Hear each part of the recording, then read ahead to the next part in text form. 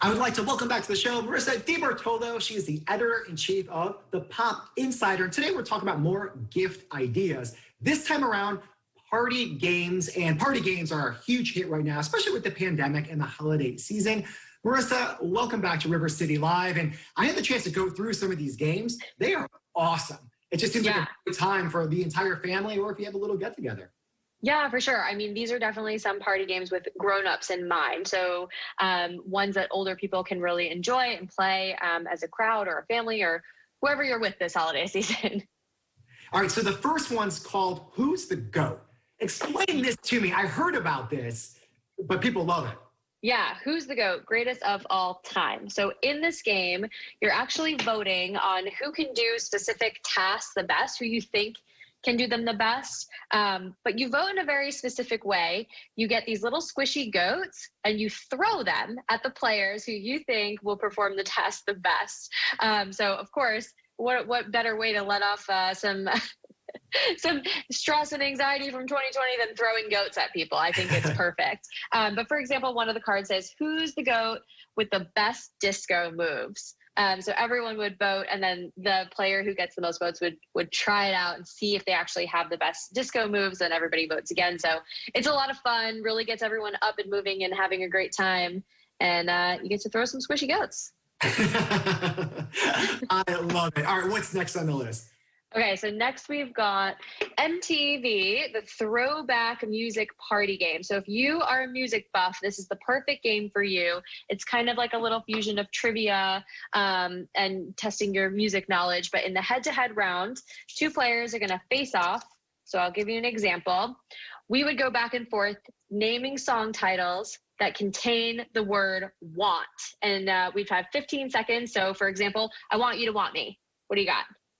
I Want to Hold Your Hand by the Beatles. Perfect. And then I could say, I Want You Back. So you can basically keep going until the 15 seconds are up. And then the loser who, the timer goes out on is going to lose the point or not get the point.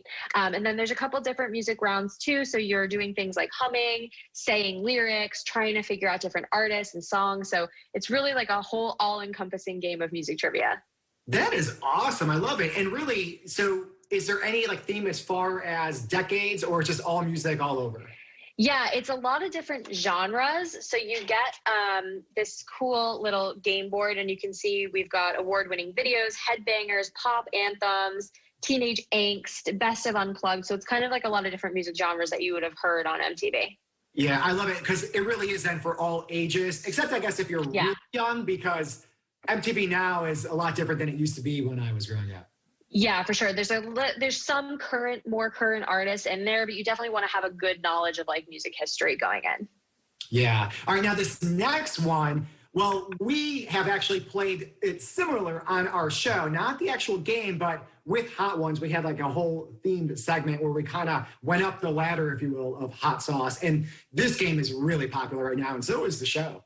Yeah, for sure. So Hot Ones, Truth or Dab the Game. This is from Wilder Games. This is blowing up on my Instagram. I see everyone purchasing this for the holiday season. So basically you have to choose between telling the truth or eating hot sauce. But what I love about this is that the questions are really kind of personal. So for example, one of the cards says, what's the biggest secret you've ever kept from your parents? Personally, I'd rather eat the hot sauce than answer that question. That's awesome. Yeah, it's a great one. You've got lots of different cards to choose from, lots of different challenges. And of course, it comes with a bottle of The Last Dab hot sauce. And how hot is that, The Last Dab? It's really hot. I like hot sauce. This is not for me. This is really tough. I also love that everyone gets their own little spoon too. It's a COVID-friendly game. All right. And then what's next on the list? This one is called Poetry for Neanderthals. I've played this so much over quarantine because it's a really simple, quick play, easy game. But basically, you've got different cards and you're trying to guess, you're trying to get the player to guess the word using only monosyllabic clues. So one syllable words. So I'll give you one, for example.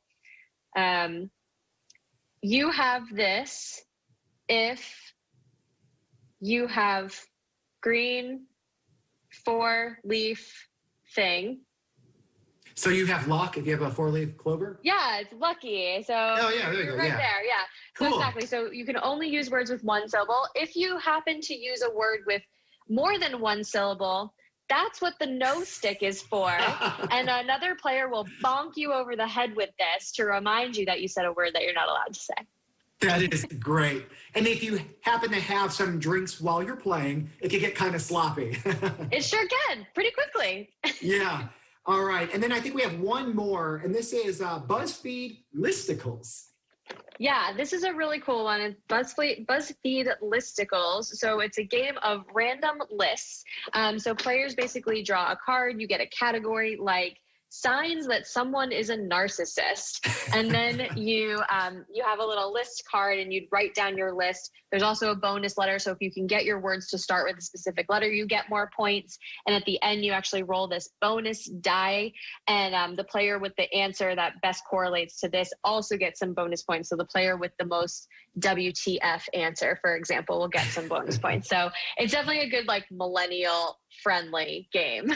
Totally. Well, Marissa, you've done a great job with all the segments we have done for the holidays as far as gifts. They're just really good. They're creative. Again, kudos to you. Now, people want to learn more about the Pop Insider. Where can they go?